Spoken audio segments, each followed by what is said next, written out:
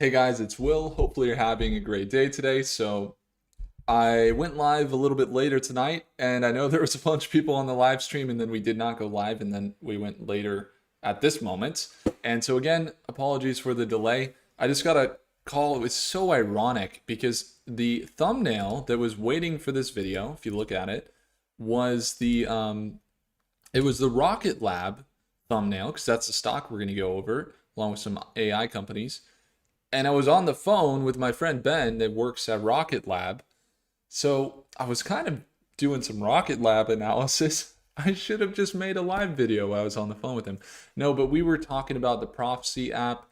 We were optimizing some things because he's a developer. He had some really good feedback for me. As the Prophecy app has started to gain some traction, we see record numbers of daily sign-ins from users here, and you can just drag in a stock here, boom, Tesla stock, and get the analysis, the projections, all that good stuff. But we're actually going to be searching up RKLB, and we're going to run with Gemini analysis here. Let's get some Gemini analysis fresh, good to go, and let's see what it has to say around the next few months here for Gemini.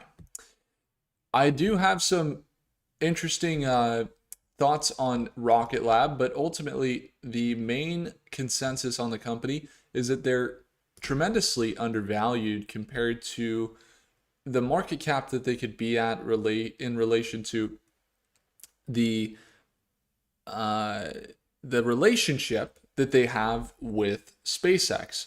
You know, SpaceX has always been growing very fast, and they're estimated to be around, what is it, 900 billion or something like that this time, which is, I don't know if that's correct. It was just at the beginning of this year, they were at $250 billion in market cap. And so now you see Rocket Lab here. Rocket Lab has pretty consistently maintained about a 10% track of the market cap of SpaceX. And it was this sell down here throughout October when Rocket Lab sold down to $37 a share. We came out with a video, I want to say it was about, well, it was right there in that October time. We could take a look at the videos. Let's see when it was. Here, Rocket Lab, it must have been early November. Was it? Yeah, right around here, November. When we were talking about Rocket Lab being oversold at the current levels that it was at. And we've been talking about Rocket Lab for quite some time. But ultimately, we're looking for a recovery from about $35 a share to up to about $65 to $75 a share. Now, so far, we've seen a 52% recovery on the stock from $37 up to about $55 today. So again, about a 50% recovery. Pretty large. So as we kind of do our analysis currently, you know, it does have some more room to run. You're looking at those next targets of up to $60 to $70 a share. And from there, it's about 28%. But remember, you got this rising support, rising resistance. So maybe it sells back down, uses that level around $50 a share, as that's been notoriously, it's been trending between two levels up here, between this rising resistance and support, and then this rising support and resistance, and up here. But overall, the target is up to here, about $70 a share for Rocket Lab, with consolidation potential between this $50 price point and this $70 price point. So that's the general technical analysis. But how do things look from a fundamental perspective? Let's take a look. From a fundamental perspective, you got a few things to pay attention to on Rocket Lab. Some of the recent news, you got Intuitive Machines possibly. Are they launching with Rocket Lab? Rocket Lab taking off again, $40 level, and they're above, or they're upgraded to a strong buy currently. And then we look at some of the SEC filings. You can see actually with the recent buys from institutions here, you've got institutions with slightly more purchasing than selling, with Bank of America acquiring more shares, and you got uh, let's see, JP Morgan acquiring more, ARK Investment acquiring some more shares of Rocket Lab. And then on top of that, you got some focus from Peter Beck buying more shares, not selling more, as the insiders have mostly buying when it comes to Rocket Lab. Now, what do projections look like when considering some of the recent launches, launching for Black Sky, launching for NASA, and many others? They've had some news come out that has been pretty good for them throughout this whole year. And some of the news that we've seen launch from Rocket Lab is what's going on, Luis. What are the robotics stocks that are dipping? You see a lot of volatility here. Steve, what's going on? Steve said he was here on time and then didn't make it through. Anyway, what we're looking at, end-to-end space company. I appreciate you guys so much for tuning in. What's going on, AK? What's going on, Elvis? Redwire Lunar. But one thing to note about Rocket Lab is, I was just talking again with my friend at Rocket Lab, and he says that they're using AI. They're also building some in-app applications and saying that they're allowing users to develop applications inside their platform, and so potentially really optimizing their workflows and making their development streamlined for easier development. Dedicated small launch. You got Electron as the second most frequent launched US rocket. Okay, I think that's outside of SpaceX. Then you got the medium launch, Neutron, 13-ton payload class launch vehicle in development. And this is what's interesting about Rocket Lab. They are focused on building end-to-end, meaning all of the parts that make up the rocket. Now, that has its advantages, which is long-term cost savings. But short-term, it can take time, and it is something that takes longer to compound, but when it does, gives them a huge advantage, which it has this year. On top of that, they also are building out their carbon composite rockets. Their is it carbon fiber, or it's not steel, right? And how they build their rockets might be more expensive in materials, but ends up saving them money because they're so much lighter than traditional steel. So you have those things working for them. They've done a ton of launches. They were one of the top selected companies for Mars missions with NASA. And when you look at their NASA flagship program faced costly delays, Rocket Lab stepped in, offered a proven alternative, and became the go-to contractor for Mars missions related to NASA. Then you got the financials, and this is where it gets interesting. Rocket Lab had one of its best quarters recently with a market cap of 30 billion. Gosh, I remember when we were looking at this at around under $1 billion. That's really cool. Revenue, $100 million last year at this time, but they've increased their revenue up to 155 and narrowing the net income to potentially maybe coming in with a positive net income next quarter. Are they trying to make cash? Probably not. Are they trying to please investors? Yeah. But are they focused on making that net income positive? Probably not. They're probably more focused on getting the rockets out there and improving the overall structure of the business, because they have plenty of cash. They've jumped up in cash total assets up to 2 billion. So then the question is, oh, well, why would I buy a company if they don't have a positive net income, making all this revenue, but they're spending all this money? And the answer is, you're not buying a cash cow. You're buying a utility of value for the frontier of the human race. Rocket Lab is a space company that humans love to watch develop and will continue to invest in because they're the frontier of space exploration. And some of the first venture capital came from the term venture, meaning taking, for example, a ship across the ocean, let's say across the pond to the United States, and venture capital became known as venture capital in this term. And venture capital is very much what Rocket Lab could easily obtain, being a venture company. This company is developing space tech. So once again, innovating, increasing their balance sheet, growing in revenue because they have a business model. It's like they have a business model. They actually sell rideshare missions, and they have missions that they've launched for top governments and companies related to surveillance, satellites, probably those data center companies that you hear about them building in space will be related there with Rocket Lab. All right, what else do we got going on? So that is, again, targets, $50 support level, and their next target up to around $60 to $70. But again, watch for volatility as they do experience it heavily. Okay, next, but again, long-term projections, before I go into it, for the next 6 months to year are fairly bullish, according to Gemini, looking at a $77 price point over the next year. Okay, now, when it comes to the next stock from Cheddar, you got DXYZ. What is this company? Destiny Tech 100. They are, I'm not seeing their financials here.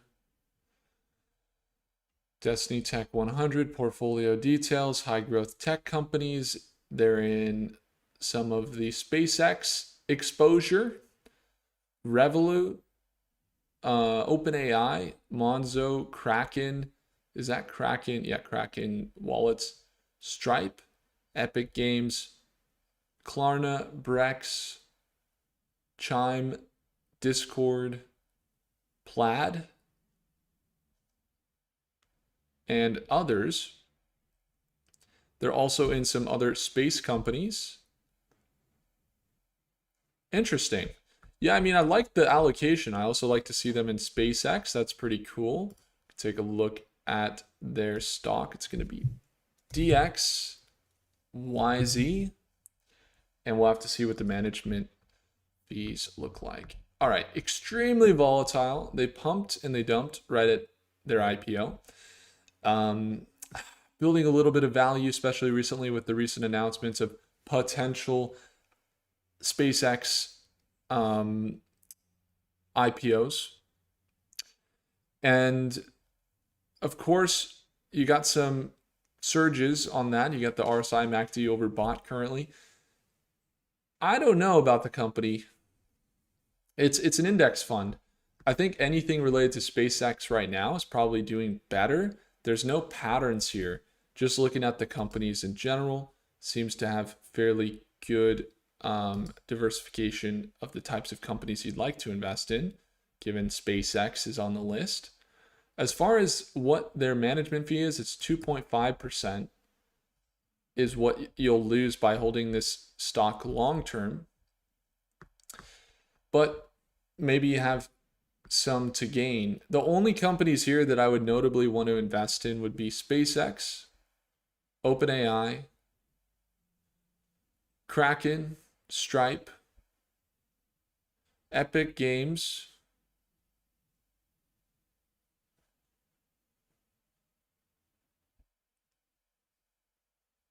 Plaid, and that's about it. I wouldn't be necessarily interested in Klarna. They have a lot of liabilities. Some people sign up for Klarna. They don't end up paying. Monzo, Revolut, Discord. I don't know. Discord's having a lot of trouble with recent developments of new companies. I'm interested in more of like a pure play for SpaceX, OpenAI, or Kraken, Stripe. I like that. But the rest of the companies, just not that interested in personally. So I personally wouldn't really invest in this fund, especially since it's had such heavy manipulation here. What else do you got going? Access to Starlink. Yeah, I mean, yeah. I think if you want access to Starlink, we've talked about this for a while, and it's not immediate access. There's a lot of other factors. But if you search AMD stock Starlink, you'll see some of our videos out around that technology, which is the reality of that partnership is that Starlink is powered by AMD. This is pretty cool. I'm getting like a full view of all of our companies. Positive outlook for AMD's growth trajectory. Pretty cool. So AMD is how you kind of invest in Starlink. Michael says NASDAQ could be 100 or could be down 700 points tomorrow. Did you know? It could be. Could also be down 200 points, or it could be up 700. Has news and numbers. Trump wasn't happy with a 25 cut, that he wanted 50 instead. Sure. I mean, I think we're still going to see a rally if you got stimulus hitting the market, right? I mean, stimulus notoriously is one of the not end all be all indicators, but more times than not, when there's stimulus hitting the market, cash, money printing, the stock market will have a reverse. It's a reverse run in that it surges. It's a reverse market crash in a lot of cases. I mean, we've seen that in 2020. You had the big dip, then you had the stimulus checks, everything else. Boom, market surged to all-time highs. It happens almost every time we have a big stimulus hit. Bloomberg also showing SoftBank selling off. Got it. Appreciate that. Angela, hey Angela. Yeah, guys, we had a lot more people tune in again. Once again, apologies. I was literally about to start the session, and then what happened was I had a call from a friend that works at Rocket Lab, and I hadn't spoken to him in a long time. So I was talking to him on the phone. Time flew by. You know how it goes when you talk to an old friend. And that's why we started our live session late. And appreciate you all. Thanks so much. Yeah, we'll see for SoftBank. That's interesting. I think moving forward, the top AI companies we're going to watch into tomorrow. Obviously, we're trading BAIG today. We had a real nice trade this morning. I don't know if you guys can see. Maybe you could see my buys and sells up here. Can I move my recent orders to the top here? There you go. So we traded BAIG this morning in our market live session. We bought at $13.98, and then we sold at $14.90 for a profit this morning. Big Bear AI dipped big at market open, then recovered huge, about 10% this morning. You can see the trade we took. And then after that, we sold for a profit here at the 10% gain, and then it sold back down after we sold. So we locked in profits here. It sold back down. But AI companies seeing more momentum. They just acquired a new large language model government supplier, Big Bear AI, and they've deployed into many airports, scanning the face. How many of you guys have been through the airports? They're scanning your face. They're gearing up for the World Cup and seem to have the technology in place to secure more contracts related to data security and biometrics. Then you got other AI companies to watch. You got CTM. They're holding above that $1.10 range. And Palantir was doing fairly good today until they corrected back down. Palantir's been having their consistent uptrend from November up into 184. Some people were anticipating they were going to correct down further. They've just continued to rally. It doesn't really pay well to be a bear on Palantir. Look how consistent their uptrend has been over the last year. They continue to rally. So even with the PE ratio ridiculously high, just not really betting against them. There is one company that has a high PE ratio, but I still would continue to invest in right now. It'd probably be AMD stock. I liked Black Sky continuing their run up to $20 a share. We do have positions there. We're going to continue to hold. AMTM has a very favorable PE ratio as they just signed $1 billion contract, and their market cap is still fairly low. I think it's under 10 billion or under 20 billion. I got to look at that. Redwire holding above 650 is the key support for Redwire, and they've been on quite the run recently of about 25%, 40% actually, and continuing to rally. So Redwire, again, a lot of these stocks rallying up. If you're going to be looking for entries, again, I wouldn't allocate heavy. I'm personally not really putting more than 5% of my portfolio into these smaller, higher risk stocks, but the ones like Redwire, for example, with a market cap that's lower than their total assets, it just makes sense that they're going to continue up, but it could be a rocky ride. So again, keeping the allocation in check, but also not missing out on some of these opportunities. What does it mean to keep the allocation in check? Probably means having some growth engines in the portfolio, the NVIDIAs, the AMDs, the Googles, the Microsofts, the Teslas, the top companies that you want to hold that will smooth out some of that volatility. Robotics got hit with after hours sell-off after some recent rallies. Robotics is also in the second stage of AI is robotics. It might take some more time for them to develop, but continuing to look very bullish over the next few years with the robotics. Now, it's a super dynamic day. Again, we saw big surges after a dip this morning at market open. And we got someone here in the chat says they started buying Palantir at $8 or $6.50. You say, oh, you're part of the original Dozier on Discord years ago when we heard they'd be involved in the US. Nice. That's awesome, man. Congratulations. Yeah, hopefully it's a similar opportunity here with Big Bear. Who knows? Appreciate you all. Thanks so much for tuning in. If you'd like to tune into our daily live trading sessions tomorrow morning, again, we're trading Big Bear AI and the data center market today. Would love to have you there at our market open session tomorrow morning. It's the second link in the description to get access and claim your free t-shirt. We got some good members in here that have literally doubled their portfolios this year. David being one of them. Thanks, David, for always bringing in some good insights. And we got just over 30 millionaires inside of Stockmate with 486 members. If you guys want to tune in, would love to see you there and send you a free t-shirt. Second link below. Again, if I earned your thumbs up, hit the like button. Thank you guys so much for tuning in, and I'll see you.